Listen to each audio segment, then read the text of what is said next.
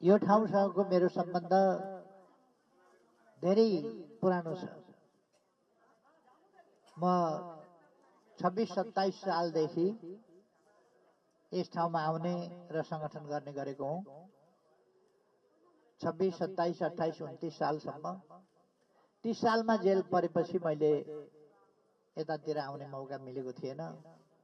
जेलबाट छुटेपछि केही समय मैले यता गाउँघरतिर आउने मौका मिलेको थिएन। फेरि 47 सालको अन्तिमबाट फागुन चैतबाट म यो ठाउँमा आउन थालेको। यहाँहरूसँग भेटघाट भइरहेको छ र यहाँहरूले आफैले भनिसक्नु भएको छ यो ठाउँमा ठुलो परिवर्तन आएको छ। म सांसद भएर गएपछि पार्लियामेन्टमा प्रतिपक्षमा थियौँ हामी। त्यसबेला लेराको पुल बनाउनु पर्छ भनेर लेराको पुलको माग मैले सधैँ राख्थेँ। म बोल्न उठेपछि मान्छेहरूले जिस्क्याउने स्थिति हुन्थ्यो। लेराको पुल बनाउन धेरै गाह्रो हो। तर मैले मेची महाकाली नै हुलाकी बाटोलाई हुलाकी राजमार्गमा विकास गरेपछि लेराको पुलको गीत गाइरहनु परेन। लेराको पुल आफै बन्ने भयो। अहिले एउटा मात्रै पुलमा ठेकदारले राम्रो काम नगरेर ठेक्का तोडिएको छ। अब त्यो पुल पनि बन्छ नै, किन यो राजमार्गमा त्यो पुल नबनेर धरै छैन। पुल बन्छ नै, कन्काईको पुल एउटा मात्रै पुल त्यहाँ बन्न बाँकी छ। अर्को कमलाको पुल माटोको परीक्षण र इन्जिनियरिङको गल्तीले गर्दा अलिक भाँसिएको छ। त्यसलाई पुनर्निर्माण गर्नुपर्ने छ। यस्ता एकाध ठाउँमा प्राविधिक कारणले ठेकेदारको कारणले केही भएको होला। रतुवाको पुल चाहिने भन्दा साँघुरो छोटो बनाएर त्यसलाई फेरि विस्तार गर्नु पर्यो। त्यो इन्जिनियरिङको त्रुटि हो, नत्र उहिले बनिसक्नु पर्ने थियो। यस क्षेत्रमा त्यस प्रकारका कतिपय कमी कमजोरीहरू ठेकेदारले गरिदिने, इन्जिनियरले गरिदिने जस्ता कुराहरूले काम अलिक ढिला भएको हो। तर पनि हामीले काम पुरा गरेका छौँ, पुरा गर्दैछौँ। गौरीगञ्ज, उहिलेको गौरीगञ्ज म सम्झिन्छु। म 26-27 सालमा हिँड्दाको गौरीगञ्ज सम्झिन्छु। आजको गौरीगञ्ज त सेल्फी रोड भन्छन् नि, सेल्फी रोड जस्तै छ। सेल्फी खिच्ने बाटो जस्तै छ गौरीगञ्ज। गौरीगञ्जमा गेउरिया पुल बडो अप्ठ्यारो स्थितिमा थियो। एउटा काठे पुल उहिले बनाएको थियो, त्यो पनि पुरानो। अहिले भव्य चौडा त्यस्तो नयाँ पुल बनेको छ, बाटो बनेको छ। र यस ठाउँमा पनि यस्तो बाटो बन्ला र यस्तो पक्की बाटो बन्ला र जस्तो थियो बनेको छ। पहिले यहाँ बिजुलीको कुरै थिएन। पालिकाहरूले त्यसबेला गाविस भन्थे। म आउँदा गाविसले एक सेट के VHS के भन्ने टेलिफोन हुन्थ्यो, त्यो एक लाइन पाउन भनेर निवेदन गर्नुहुन्थ्यो र त्यो एक लाइन जडान गरिदिनु पर्थ्यो। विभिन्न पालिकाहरूमा व्यक्तिले पाउने त सम्भावनै थिएन।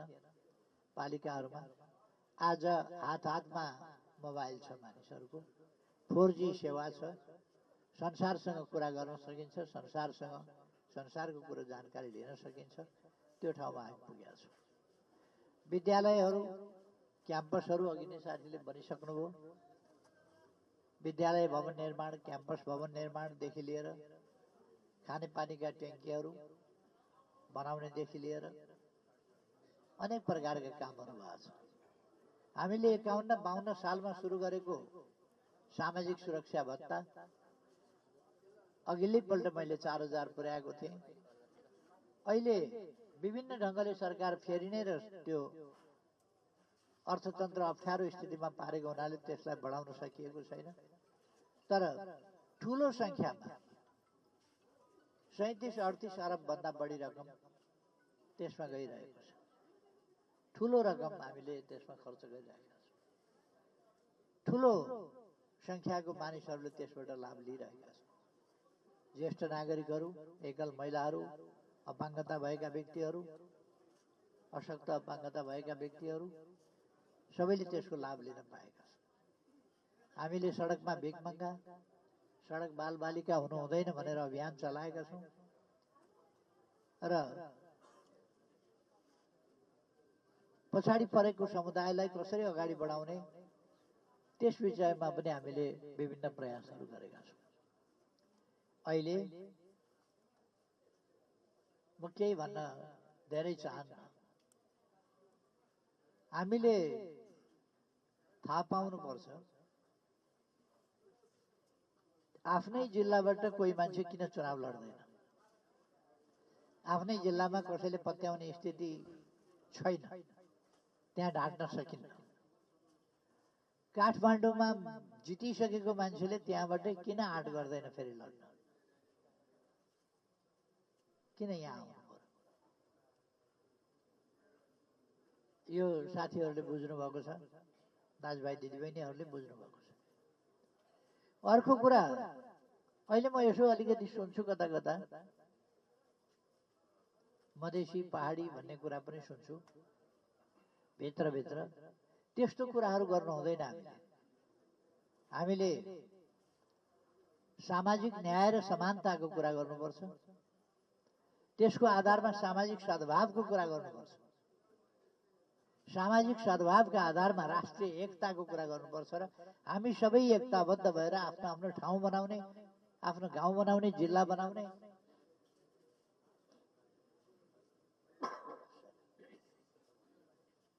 आफ्नो देश बनाउने यी कामहरू गर्नुपर्छ।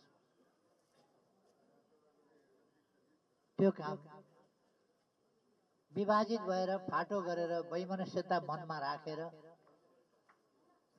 यो जात त्यो जात भनेर त्यसरी बन्दैन।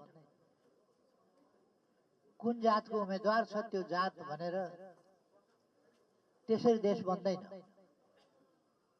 देश बनाउन जातले होइन, विचारले, दृष्टिकोणले, नीतिले, योजनाले, संकल्पले, प्रयासले त्यसले बन्छ देश। त्यसकारण जातका कुरा गरेर हामी हेर्नु हुँदैन। जात भन्दै गयो, जातबाट थर भन्दै गयो, थरबाट गोत्र भन्दै गयो। यी सबै कुरालाई ध्यानमा राखेर हामीले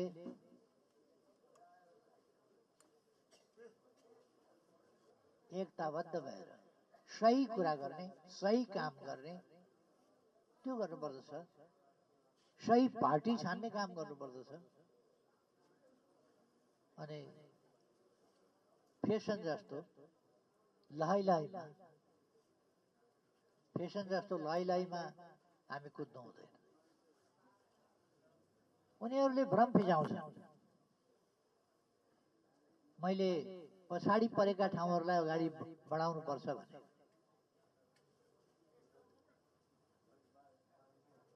मैले केही ठाउँहरूमा अहिले पनि बिजुली बाल्नु पर्ने ठाउँमा हामी गुइठा बाल्ने स्थितिमा छँदैछौँ। हामी गुइठा बाल्नेबाट विकास गरेर बिजुली बाल्ने ठाउँमा पुग्नु पर्यो, बिजुलीले खाना बनाउने ठाउँमा पुग्नु पर्यो भन्दा ल हाम्रो संस्कृति गुइठा बाल्नु पनि संस्कृति हुन्छ? अभाव हो, गरिबी हो, पछौटेपन हो। जाडामा न्यानो कपडा नलाउनु पनि संस्कृति हुन्छ। पक्की घर नबनाएर छाप्रामा बस्नु, परालको यसो छाप्रो बनाएर बस्नु पनि संस्कृति हुन्छ? त्यो संस्कृति होइन, त्यो गरिबी हो। गरिबी र संस्कृति हामीले छुट्याउनु पर्छ। संस्कृति बचाउनु पर्छ, गरिबी हटाउनु पर्छ। पछौटेपन हटाउनु पर्छ, संस्कृति जोगाउनु पर्छ। अनि मान्छेहरूलाई यत्तिकै हलमा ल्याएर हाम्रो बेइज्जत गर्यो, हामीलाई गोइठा बाल्ने भन्यो भनेर। दाउरा पनि बाल्ने होइन, अब बिजुली बाल्नेतिर पुग्नुपर्छ। अब नेपालमै ग्यास निस्किँदैछ, ग्यास बाल्नुपर्छ। विदेशबाट ल्याएको ग्यास होइन, अहिले ताला लाएर राखेको छ त्यहाँ ग्यास निकाल्न छोडेर। त्यो ग्यास निकाल्नुपर्छ र पाइपबाट त्यसलाई त्यो ग्यासलाई ल्याएर एकै ठाउँ पानी ट्याङ्की जस्तो ट्याङ्कीमा राख्न सकिन्छ र घर घरमा पाइप पुर्याउन सकिन्छ। त्यसका लागि कुनै सिलिन्डर जस्ता कुराहरू पनि चाहिँदैन, ट्याङ्कीमा राख्नुपर्छ अनि घर घरमा पुर्याउन सकिन्छ। त्यतातिर जानुपर्ने ठाउँमा गोइठै बाल्नुपर्छ भन्नु त्यो उपयुक्त होइन। गोइठा बाल्नेतिर होइन, त्यसभन्दा माथि उठ्नुपर्छ, अगाडि बढ्नुपर्छ, विकास गर्नुपर्छ। उहिले उहिले हामी बैलगाडा चलाउँथ्यौँ होइन, अहिले बैलगाडा त हराउँदै गयो त। अहिले गाडी चलाउँछौँ, बाइक चलाउँछौँ। आली आलीबाट साइकल चलाउनु पर्थ्यो अहिले पक्की बाटोमा दौडाउँछौँ त हामी। त्यसकारण हाम्रो संस्कृति भनेको गोरेटो बाटो, घोडेटो बाटो, आलीको बाटो होइन। त्यो संस्कृति होइन, पछौटेपन थियो। अब अगाडि बढाउनुपर्छ। कुनै पनि कुरालाई बङ्ग्याएर बेठिक ढङ्गले चर्चा गरेर अनि सेन्टिमेन्ट खडा गरेर म आग्रह गर्न चाहन्छु, यस्तो सेन्टिमेन्टमा, यस्तो भावनामा बग्नु हुँदैन। भावनामा बगेर हामी अगाडि जान सक्दैनौँ। हामीसँग कतिवटा कुप्रथा छ, अन्धविश्वास छ। हामी आफ्नै आमा दिदी बहिनीहरूलाई बोक्सी भन्ने गरिराखेका छौँ अहिलेसम्म। त्यस्ता कुरा हटाउनुपर्छ। त्यो संस्कृति होइन, त्यो हाम्रो परम्परा होइन, अन्धविश्वास हो, पछौटेपन। कोही पनि बोक्सी हुँदैन। मैले धेरै ठाउँमा भन्ने गरेको छु, कोही पनि बोक्सी हुँदैन। बोक्सी छ कोही भने त्यस्तो हुन्छ भने मलाई लगाइदिए हुन्छ भनेकै छु मैले धेरै ठाउँमा। मलाई लगाइदिए पनि त छ कोही बोक्सी भने। तान्त्रिक भनेर सुन्छु त, तान्त्रिक छ भने मलाई लगाइदिए भयो नि त। तन्त्र मन्त्र बोक्सी के छ त्यो मेरै विरुद्ध लगाइदिए। तर हुँदै हुँदैन यो। म यति ढुक्काले किन भन्दैछु भन्दा हुँदै हुँदैन। बोक्सी विद्या भन्छन्, बोक्सी विद्यै हुँदैन। बोक्सी लाग्यो भन्छ लागेका छौँ। यस्तो अन्धविश्वासमा बाँच्न हुँदैन। आजको हामीले अब छोराछोरी अनिवार्य रूपमा पढाउनुपर्छ, छोरी पढाउनुपर्छ, त्यतापट्टि लाग्नुपर्छ। छोरीहरूलाई स्कुल पढाउनुपर्छ, स्कुलबाट छोरी निकाल्नु हुँदैन, छोरा निकाल्नु हुँदैन। उच्च शिक्षा लिन दिनुपर्छ। 20 वर्ष हामीले दुःख गर्यौँ भने, छोराछोरी पढायौँ भने 20 वर्षपछि डाक्टर, इन्जिनियर, वकिल, म्यानेजर भएर छोराछोरीले गरिबी हटाइहाल्छ। गरिबी हटिहाल्छ 15-20 वर्षमा। खालि छोराछोरी पढाउन सक्नुपर्छ। छोराछोरी पढाउँ। छोराछोरी पढाउने कुरामा अनुकूलता मिलाउने, विद्यालय बनाउने, कापी कलम दिने, खाजाको व्यवस्था गर्ने, निशुल्क पाठ्य पुस्तक दिने, बालबालिकालाई हामीले ती सुविधाहरू दिइरहेका छौँ भने पढाउनेतिर लागौँ। अब कुनै पनि जातिका बालबालिकाहरू, कुनै पनि ठाउँका बालबालिकाहरू अनपढ हुनु हुँदैन, अशिक्षित हुनु हुँदैन। उनीहरूलाई शिक्षा अनिवार्य रूपमा दिउँ। देश विकासको पहिलो आधारै शिक्षा हो। उनीहरूलाई सफा सुग्घर कसरी रहने सिकाउँ र उनीहरूलाई मेहनत कसरी गर्ने, ती कुराहरू सिकाउँ। सामान्य कुराहरू हो, तर हरेकले सामान्य कुराहरू गर्दै गएर देश विकासको बलियो जग हामी बनाउँछौँ। अहिले त हल्ला चलाएर केपी ओलीले 76 जना बालबालिका मार्यो, बच्चाको हत्या गर्यो भन्ने एउटा स्याल हुइयाँ मचाएका छ। यो माथि लुट्न पठाइदिने, माथिल्लो तलामा तलबाट आगो लगाइदिने मान्छे निस्किन नपाएर 54 जना मान्छेहरू त्यसरी मरेका छन्। आग लागि गरेका ठाउँबाट, लुट्न गएका ठाउँबाट मरेका छन् त्यसरी। कतिपय जेल फोडेर भाग्दाखेरि मरेका छन्। मैले प्रधानमन्त्री त छोडेपछि त्यसपछि मरेका छन् ठुलो संख्यामा। मैले प्रधानमन्त्री छोडेपछि 54 जना मरेका छन्। प्रधानमन्त्री छोडेपछि देशमा आगजनी गर्ने वातावरण बनाउनका लागि लगेर तोडफोड गर्ने, संसद भवन जलाउने, सिंहदरबार जलाउने कोसिस गरेर, प्रहरीमाथि आक्रमण गर्ने गराउने काम गरेर, विद्यार्थीलाई छेकेर अगाडि लगाएर गोली चलाउने वातावरण बनाएर यसरी परिस्थिति बिगार्ने काम तिनै अपराधीहरूले गरे। म यसमा धेरै केही भन्न चाहन्न। हामी सबैलाई थाहा होला, कमसेकम प्रधानमन्त्री बन्दुक बोकेर हिँड्दैन। प्रधानमन्त्रीले गोली चलाउने आदेश दिने नदिने केही पनि गर्दैन। उनीहरूसँग आफै आदेश हुन्छ, अप्ठ्यारो पर्यो भने गोली चलाउने। कमसेकम तपाईँहरूलाई त विश्वास होला, मैले बच्चा बच्ची मार्ने आदेश दिने होइन। म बच्चा बच्चीलाई अत्यन्त माया गर्छु, युवाहरूलाई माया गर्छु। तर उल्टो यहाँ त जसले सबभन्दा बढी बच्चा बच्चीलाई जिन्दगीभरि माया गरेको छ, जसले जिन्दगीभरि युवाहरूलाई माया गरेको छ, युवाहरूको उत्थान कसरी गर्ने भन्ने अभियान चलाएको छ, उही मान्छेलाई बच्चा बच्ची मारेको आरोप यो अपराधीहरूको काम हो। यस्ता कुराहरूको पछाडि नलाग्न म दाजुभाइ दिदीबहिनीहरूलाई भन्छु। नबुझिकन कुनै कुराका पछाडि नकुद्न म आग्रह गर्न चाहन्छु। गलत सङ्गतमा पर्दै नपर्नुहोस्, जाँदै नजानुहोस्। गलत सङ्गतले गलत नै ठाउँमा पुर्याउँछ। गजाडीको सङ्गत गर्नुभयो भने गाँजा खान सिकाउँछ। बच्चा बच्चीहरू, युवा युवतीहरू गजाडी हुन्छ। त्यस कारण गजाडी बनाउने होइन। सङ्गत, लागु पदार्थ खानेको सङ्गत गरे भने लागु पदार्थमा डुब्छन्। लागु पदार्थ खाने त्यस्तो नगरौँ। त्यसरी बच्चाहरूलाई गलत सङ्गतमा जान नदिउँ। त्यो म सबै दाजुभाइ दिदीबहिनीहरूलाई आग्रह गर्न चाहन्छु। आफू पनि गलत सङ्गतमा नपरौँ, बच्चा बच्चीलाई पनि गलत सङ्गतबाट बचाउँ। मान्छे राम्रो हुने असल सङ्गतले, खराब हुने गलत सङ्गत। आफै खराब मान्छे हुँदैन, सङ्गतले खराब हुन्छ। त्यस कारण गलत सङ्गतमा जान नदिउँ। अब मैले धेरै केही भन्नु पर्ला जस्तो लाग्दैन। यहाँका विकासहरू तपाईँहरूले हेर्नुभएको छ। यहाँ पहिले 15-20 हजार 25 हजार बिघाको जमिन पाइन्थ्यो। अहिले कट्ठाको कति पर्छ तपाईँहरूले हेर्नुभएको छ। यो विकासले ल्याएको हो, बाटाले ल्याएको हो, बिजुलीले ल्याएको हो यो अवस्था। उहिले